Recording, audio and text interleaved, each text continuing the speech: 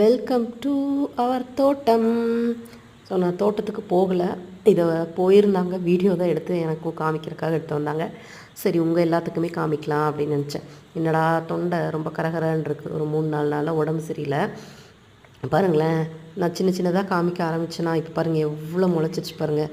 பந்தல் பார்க்குறதுக்கே நல்லா இருக்குல்ல. இந்த சைஸு இதை விட பெருசாக வரும்பாங்க. பட் பெரிய காயெல்லாம் ரொம்ப விலைக்கு போகாது. கரெக்டான பதத்தில் இருக்கும்போது தான் ஆக்சுவலி நல்லாயிருக்கும், சாப்பிட்றதுக்கும் நல்லாயிருக்கும். அதை தான் கரெக்டான விலைக்கும் எடுத்துப்பாங்க. கிலோ வந்து 11 ரூபா போகுது அப்படின்னு சொல்லி சொன்னாங்க. இந்த இடம் பார்த்திங்களா, நான் ஃபஸ்ட்டு போட்ட சவுக்கா வீடியோவில் பாருங்களேன், நான் அதை அட்டாச் பண்ணுறேன். இது இந்த இடத்துல குட்டியோட ரொம்ப குட்டியாக நான் பார்த்ததே இல்லைங்க. இவ்வளோ சைஸெல்லாம் சொன்னேன்னா அந்த இடத்துல இருந்துங்க பாருங்கள், ஒரு இதில் இவ்வளோ காய் வருது அப்படின்னு சொல்லிட்டு.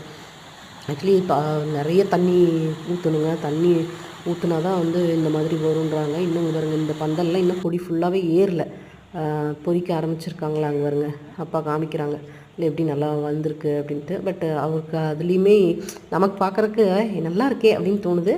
பட் இப்படி இல்லை, இன்னமும் நல்லா வளரணும் அப்படின்னு சொல்லி சொன்னாங்க.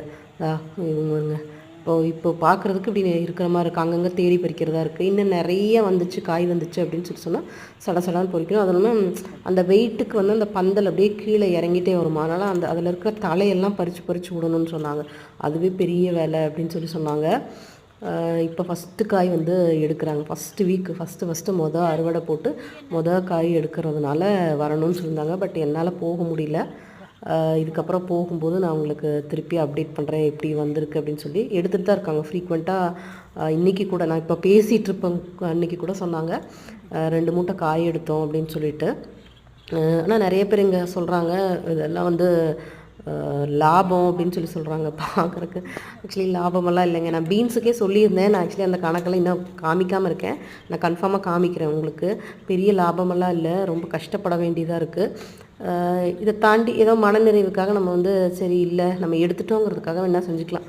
பட் ரொம்ப லாபமெல்லாம் கிடையாது. எடுத்த காசுக்கு வந்துச்சுன்னா சந்தோஷம்ன்ட்டு போகலாம். தண்ணி வேறு பயங்கரமாக ஆற்றுல ஓடிட்டுருக்கா, கொஞ்சம் கஷ்டம்தாங்க. அடுத்ததில் அப்டேட் பண்ணுறேன் பாருங்கள். இன்னும் பெருசாகலன்னு சொல்லிட்டு எடுக்கிறேன்.